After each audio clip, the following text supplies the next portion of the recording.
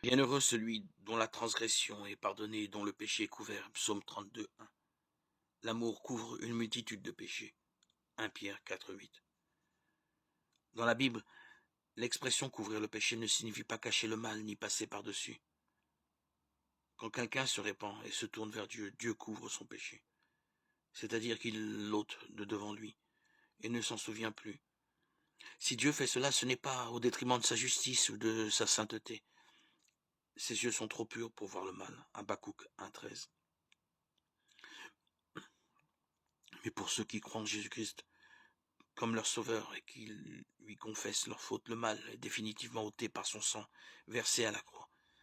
Dieu serait injuste envers son Fils s'il faisait porter à un croyant le poids d'un péché confessé. Tout chrétien s'appuie sur cette affirmation biblique.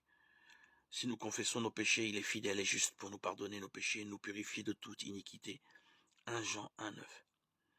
La confession au Seigneur apporte toujours le pardon. Connaissant le prix payé par Jésus pour ce pardon, nous chercherons à lui plaire en évitant de commettre à nouveau les mêmes fautes. Que dois-je donc faire si j'apprends qu'un de mes amis chrétiens agit mal?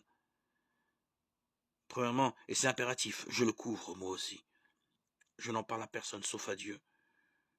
Puis je vois mon ami et je lui parle en tête à tête pour l'amener à reconnaître en quoi il a mal agi, à confesser cette faute et à l'abandonner.